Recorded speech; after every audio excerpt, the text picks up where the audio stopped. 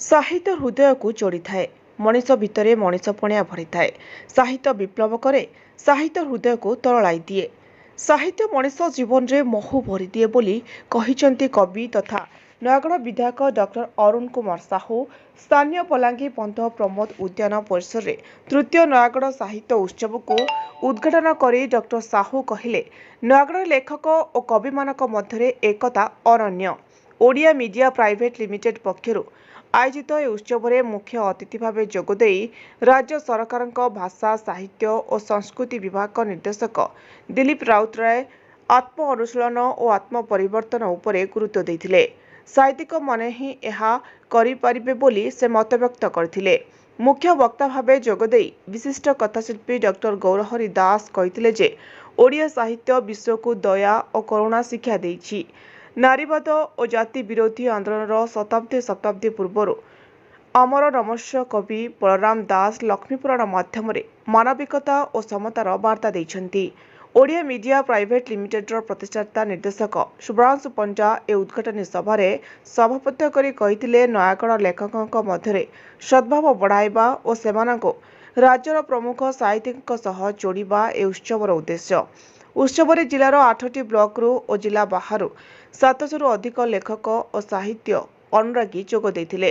ଉଦ୍ଘାଟନୀ ସଭା ପରେ ସାହିତ୍ୟରୁ ପ୍ରାପ୍ତି ଶୀର୍ଷକ ଆଲୋଚନାରେ ନିଜର ବକ୍ତବ୍ୟ ରଖିଥିଲେ ଡକ୍ଟର ବିଜୟ କୁମାର ଚୌଧୁରୀ, ଡକ୍ଟର ତପନ କୁମାର ପଣ୍ଡା, ଅଶୋକ କୁମାର ନାୟକ, ବିଶ୍ୱନାଥ ମହାପାତ୍ର ଓ ଡକ୍ଟର ବାରମ୍ବର ପୃଷ୍ଟି। ପରେ ସାହିତ୍ୟର କୁହୁକ ତାରୁଣ୍ୟର ମହକ ଶୀର୍ଷକ ଆଲୋଚନାରେ ଭାଗ ନେଇଥିଲେ ଯୁବ ଲେଖକ ମିୟୋକ ରଞ୍ଜନ ପାତ୍ର, ରଜତ କୁମାର ମିଶ୍ର, ସ୍ୱରୂପ କୁମାର ନାୟକ ଓ ସ୍ୱୟଂ ସମ୍ପନ୍ନକର। ପରେ ହାଡ଼ିବନ୍ଧୁ ମହାକୁଡ଼ଙ୍କ ସଭାପତିତ୍ୱରେ ଆୟୋଜିତ ବ୍ୟଙ୍ଗ ସମ୍ପାନରେ ବକ୍ତବ୍ୟ ରଖିଥିଲେ ଗଦାଧର ନନ୍ଦ ଓ ଡକ୍ଟର ଗିରୀଶ ରଞ୍ଜନ। ମୁଖ୍ୟ ମଞ୍ଚ ବାହାରେ ଅନ୍ୟ ଏକ ସମାନ୍ତରାଳ ମଞ୍ଚରେ 5ଟି କବିତା ପାଠୋତ୍ସବ ଅନୁଷ୍ଠିତ ହୋଇଥିଲା। ଏଥିରେ ମୋଟ 223 ଜଣ କବି କବିତା ପଢ଼ିଥିଲେ। ଅପରାହ୍ନରେ ଅନୁଷ୍ଠିତ ଉଦ୍ଯାପନୀ ସଭାରେ ମୁଖ୍ୟ ଅତିଥି ଭାବେ ଯୋଗ ଦେଇଥିଲେ ନୟାଗଡ଼ ଜିଲ୍ଲା ପରିଷଦ ଅଧ୍ୟକ୍ଷ ଇଞ୍ଜିନିୟର ଦେବାଶିଷ ପଟ୍ଟନାୟକ। ଏଥିରେ ବିଶିଷ୍ଟ ନାଟ୍ୟକାର ଡକ୍ଟର ରାମଚନ୍ଦ୍ର ମିଶ୍ର ମୁଖ୍ୟ ବକ୍ତା ଭାବେ ଯୋଗ ଦେଇଥିବା ବେଳେ ବିଶିଷ୍ଟ ସାହିତ୍ୟିକ ଡକ୍ଟର ମିହିର କୁମାର ସାହୁ ଓ ସମାଜସେବୀ ପ୍ରମୋଦ ପଟ୍ଟନାୟକ ସମ୍ମାନିତ ଅତିଥି ଭାବେ ଉପସ୍ଥିତ ଥିଲେ। ଭାରତୀୟ ବୌଦ୍ଧିକ ପ୍ରେକ୍ଷାପଟରେ ନୟାଗଡ଼ ଗୋଟେ ସ୍ୱତନ୍ତ୍ର ସ୍ଥାନ ଅଛି। ଏ ସାମନ୍ତ ଚନ୍ଦ୍ରଶେଖର ହୁଅନ୍ତୁ, ଏଠି ସଂଗ୍ରହାଳୟର ଯେଉଁ ଦାଶରଥୀ ବା ଯାହାକୁ ଦାସିଆ ରାଜା କହୁଥିଲେ ସେ ହୁଅନ୍ତୁ ବା ଅନ୍ୟାନ୍ୟ ପ୍ରଜା ଆନ୍ଦୋଳନ କଥା କୁହନ୍ତୁ, ଏଥିରେ ଗୁରୁତ୍ୱପୂର୍ଣ୍ଣ ଭୂମିକା ରହିଛି। ଏବଂ ସେଇଭଳି ଗୋଟେ ଜିଲ୍ଲାରେ ଯାହାର ଇତିହାସ ଅଛି ଏବଂ ଯାହାର ଗୋଟେ ବୌଦ୍ଧିକ ଐତିହ୍ୟ ଅଛି, ଏ କାର୍ଯ୍ୟକ୍ରମ ଆୟୋଜନ ବହୁତ ଗୁରୁତ୍ୱପୂର୍ଣ୍ଣ କଥା। କାରଣ ସାହିତ୍ୟ ଗୋଟେ ଦୃଷ୍ଟିଭଙ୍ଗୀ ଦିଏ ଏବଂ ସାହିତ୍ୟ ପ୍ରତି ଯଦି ଆଦର ବଢ଼ିବ, ଅନୁରାଗ ବଢ଼ିବ, ତାହେଲେ ଦୃଷ୍ଟିଭଙ୍ଗୀ ସେତେ କୋମଳ ହେବ ସମାଜ ପ୍ରତି, ତାହେଲେ ଗୋଟେ ଆମେ ଭଲ ସମାଜ ଗୋଟେ ପ୍ରତିଷ୍ଠା ହୋଇପାରିବ।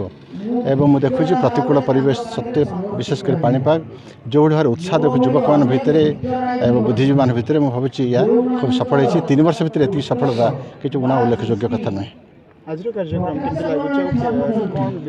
ଆଶ୍ଚର୍ଯ୍ୟ ହେଉଛି ଏଠି ଯେଉଁ ପ୍ୟାନେଲ୍ ଡିସ୍କସନ୍ ଶୁଣୁଥିଲି, ଏଠି ଯେତେ ସୁନ୍ଦର ଭାବରେ କଥା ହେଉଛି, ମୁଁ ଭାବୁଛି ରାଜଧାନୀରେ ବିଭିନ୍ନ ଆଡ଼େ ମୁଁ ଦେଖିଛି ସେମାନଙ୍କର ବକ୍ତବ୍ୟ ପଛରେ ଏତେ ମନନ ବା ନଥାଏ।